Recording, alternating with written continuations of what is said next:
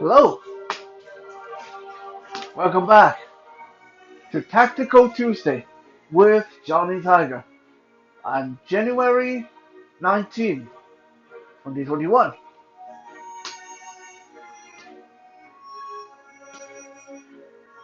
This, in my hand, repeat after me. This is called a white cane. Yeah, I'm actually going to make a point of it because if you go up to a blind person and refer to this as, quote, your stick, it is actually quite insulting and offensive. This has a name called a white cane.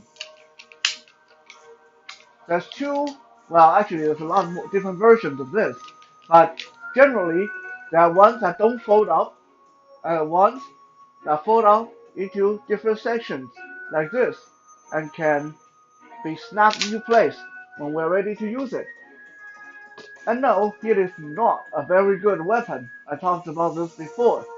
That using a white cane for self-defense can be done, but it is not ideal because it's not what it's made out of. It's not what it's made for.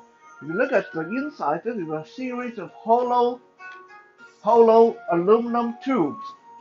So this means if I hit someone with this, unless I get them at the exact angle that I desire, most likely it's going to first piss them off, second break my cane. Okay, so for me to do any kind of meaningful impact, I got to fold this up, which means it's not very quick in a self-defense scenario. Okay, like I said, it can be done. I have taught some techniques using this before, but it is not ideal as a self-defense tool. But why am I showing this? Well, because I want to first say it's called a white cane. It's not called a stick or your stick thingy. Right? That's even more offensive. If you have a blind friend, then I suggest that you learn to call this by its rightful name. Your white cane, your cane. It is not, do you have your stick? Or where's your stick thingy? Okay?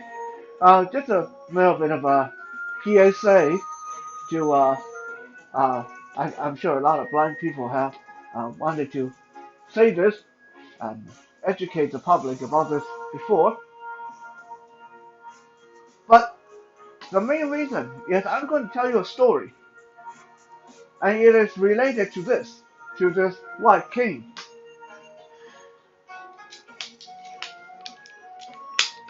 If you look at the tip of my cane, you can see that this is really, really worn out. It's very skinny. This used to be this big, like that, like a marshmallow. Now it's barely the size of a pencil, a stump. Like it's really small. Okay? The tip of the cane gets this way when the cane has been used for many, many years, for many, many miles of journey. Such as in my case, I use this well prior to the pandemic anyway. I use this every day. So this have to go rubbing on the asphalt, on cement, on grass, and gravel, day in, day out, no matter if it's sunny or rainy or snowing. So the tip gets worn down gradually and has to be replaced. But as you can imagine, after this thing, this tip has been scraping, rubbing, tapping on the street in all kinds of weather conditions for years and years.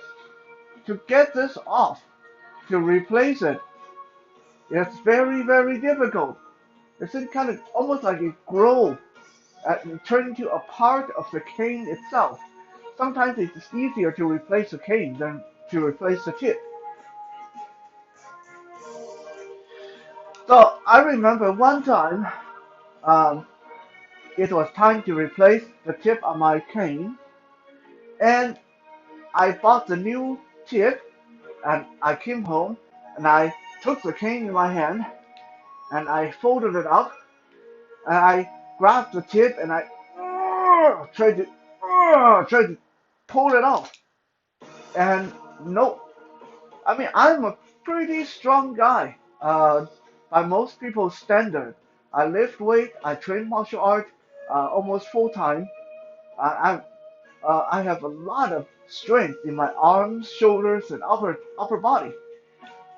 But no matter how I was twisting and pulling, and I even like put this, I step on this, I put this the cane underfoot and grab this tip with both hands and just pull with all my might. No, wasn't going to come off whatsoever.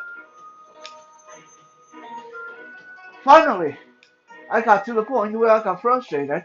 I went to the kitchen, I grabbed a spatula, and I took the spatula and smacked the end of the cane with the spatula, and pop, the tip came off, just as easy as it could be.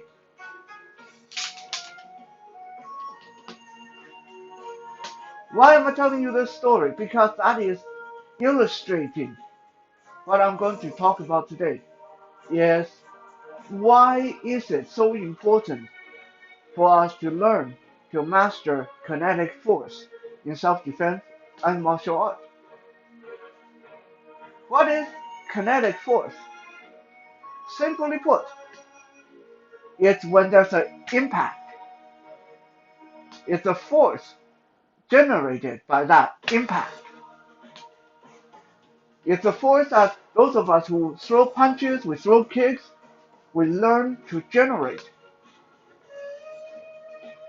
So why is kinetic force so much stronger than muscle power? Well, not being a physics major, I will try to break it down to a more logical, more layman's explanation for everybody. Um, Simply put, if you look at muscle power, if you look at regular force, it is resistance versus muscle versus mass. So you have your weight, that's your mass, and you have your muscles in your body, muscles plus mass versus resistance. So let's say you have a resistance of 6, but you have 2 units of muscle, you have 2 units of mass. Well, muscle plus mass still only make 4. So you have 6 on the resistance and 4 on the opposing force. So you're not going to get anywhere with that. Now, let's look at what is kinetic force. Again, I'm not a physics major, and I know those of you who have a physics degree and know that this stuff, you will find a much better way, much more educated way to explain this. But this is how it works. Kinetic force is resistance on the one hand. On the other hand, is mass plus muscle plus velocity plus momentum. Okay, so let's say again we use the same number as before. We have 6 units of resistance on the left hand. On the right hand, we have 2 units of muscle, same as before, 2 units of mass, same as before, which only added up to 4, which means it wasn't going to move this left hand because left hand is 6, right hand only add up to 4. But since it's kinetic force we're talking about, we add in momentum and velocity. So let's say you only have one momentum, one velocity.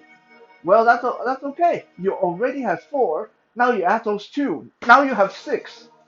Now you move that left hand.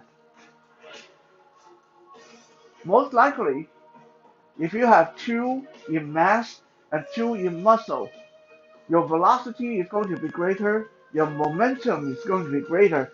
So most likely your right hand is going to end up with 10 rather than 6. So to put it in simple terms, kinetic force has way more going for it. It has more ingredients, it has more on its side than simple muscle plus mass, as in regular force.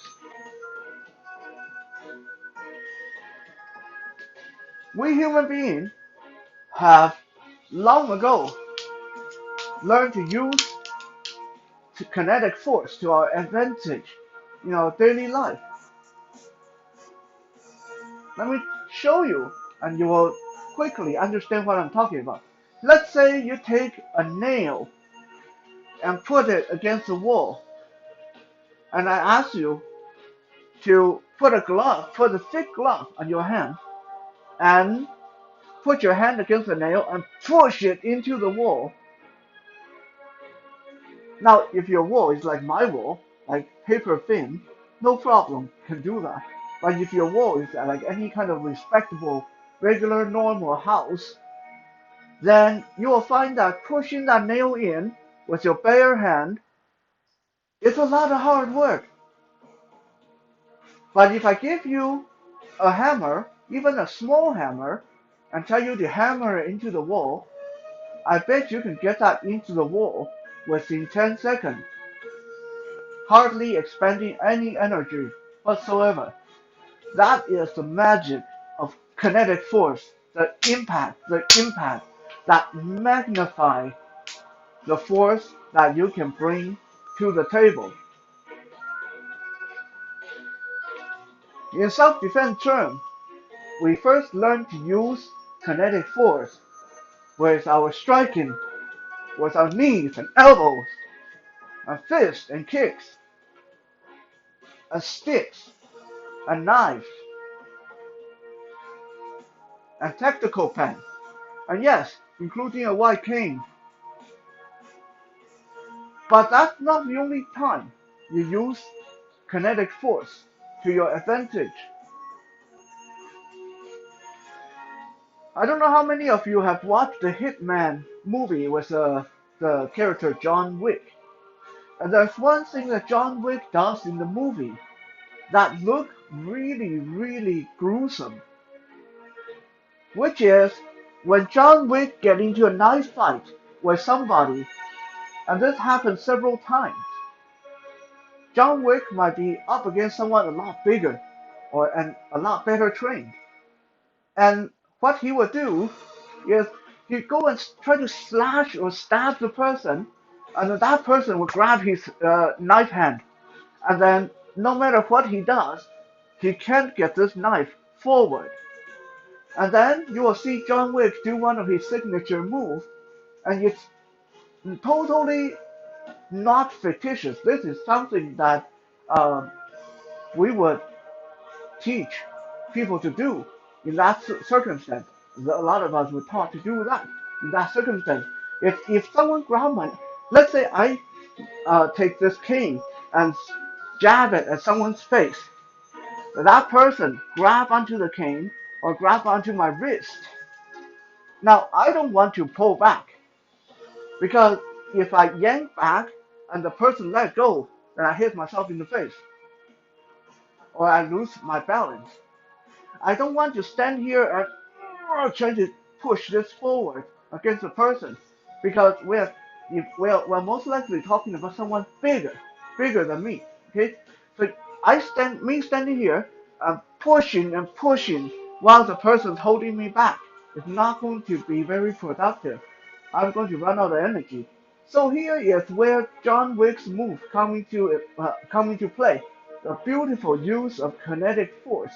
If someone grabs my knife hand or stick hand when I'm delivering a blow. Let's say I throw my stick from right to left and the person block it with their hand, rather than trying to extract myself, I'm going to take my free hand and boom, hit my own stick with my hand, or hit my own knife on the butt of the knife, boom. This will add a whole lot of force to make this go forward to hit my intended target.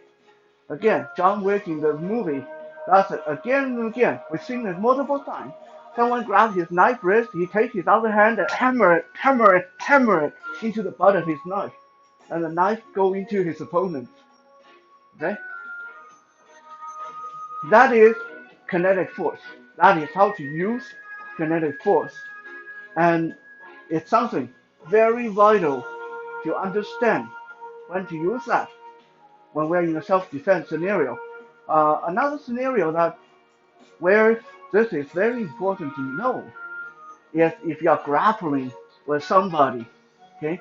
Let's say someone grab your wrist and refuse to let go, no matter how you pull or twist or push. That's okay. Don't waste your energy. Don't waste your energy pulling or twisting against them. Take your other hand and boom, hit the wrist. Hit the wrist. Okay? The impact will help you loosen up their grip so much faster than you trying to do all that fancy pulling and pushing and twisting. Thank you for checking out today's Tactical Tuesday. We'll be back again tomorrow for Wisdom Wednesday. For now, have a good night.